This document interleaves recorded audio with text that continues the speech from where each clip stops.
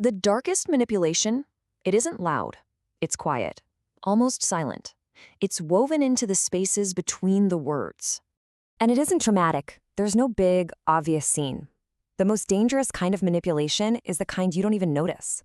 The kind that feels, well, natural, familiar, sometimes even comforting. This is the kind of control you don't fight against because you can't see it. Instead, you find yourself explaining it away. You rationalize it, you minimize it, you just call it normal. So let's begin. The first set of tactics we'll look at are all about gaining access. They aren't designed to target your logic. No, they go deeper. They target your identity and your fundamental ability to trust.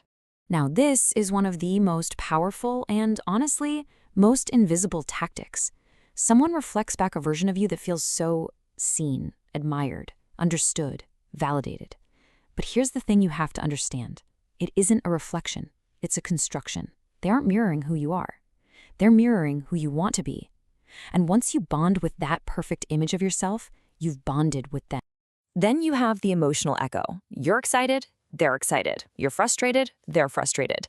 But this isn't about connection, it's about synchronization. When someone matches your emotional frequency, think about what happens. Your whole nervous system just relaxes. You feel safe. You feel deeply understood. And right there, in that moment of safety, your guard drops, and that's when influence quietly slips in. You know, manipulators rarely need to lie outright. They use something far more effective: selective truth. It's truth, but with strategic omissions. They'll tell you just enough to gain your trust, just enough to seem completely honest. But the manipulation, it lives in all the pieces they leave out. And that makes it so much more dangerous than a simple lie, because it feels real. Okay, so once that access is gained, a new phase begins. These tactics are no longer about building trust. They're about creating obligation. They're designed to trap you in a cycle of psychological dependence. So someone gives you attention, validation, affection, so much of it. It feels incredible. But it isn't a gift. It's an investment. And eventually they come to collect. Suddenly you feel this weight, an obligation to listen to them, to agree with them, to comply, to forgive. And you do it not because you truly want to, but because deep down you feel like you owe them. That's emotional. And this creates such a powerful, addictive loop. First, there's confusion, mixed signals, unpredictable reactions. You feel completely destabilized. Then, suddenly, there's clarity. They offer reassurance, affection, a perfect explanation. The thing is, your brain doesn't bond to the person. It bonds to the incredible relief they provide from the confusion.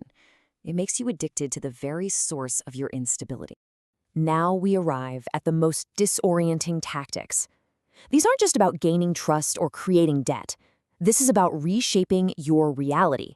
It's about controlling your behavior without a single direct command. This is so subtle. They don't deny your reality. That's too obvious. Instead, they gently reinterpret it for you. You'll hear things like, "You're reading way too much into this," or "I think you're just being too sensitive." See, they aren't erasing your perception. They're just reshaping it until you begin to seriously question your own judgment. And we have to sit with that for a moment, because the consequence here is absolute. Once someone can reframe your reality, they can rewrite your truth. This is manipulation without a confrontation. They never have to say, "Do this," or else they don't need to. Instead, they just withdraw. The affection, the attention, the warmth, it's just gone. And you feel it. You feel that shift, that coldness, that distance. And what do? You instinctively adjust your behavior to get that connection back. That right there is an ultimatum delivered without a single word. This one is particularly cruel. Here, the manipulator learns what you value most about yourself, your loyalty, your goodness, your integrity, and then they use those core values against you. "I thought you were a loyal person. A good person wouldn't do this." It bypasses your logic completely because it's a direct appeal to your identity, and resisting that is one of the hardest things in the world. This brings us to the final form of control, and, more importantly, to the path of reclaiming your own perception. This last tactic is almost entirely invisible. You feel hurt. They tell you you're overreacting. You feel angry. They tell you you're being dramatic. And slowly, bit by bit, your own emotional compass stops pointing inward to your own truth, and it starts pointing toward them. You stop trusting your feelings, and you start trusting theirs. So, after all of this, after understanding these deep, subtle patterns, what is the one truth that finally breaks the spell? It's this. All manipulation, no matter how sophisticated, has a single point of failure: your awareness. It relies on you not seeing the pattern. The moment you do, the spell is broken. You reclaim your power. Because awareness is the one thing manipulation simply cannot survive.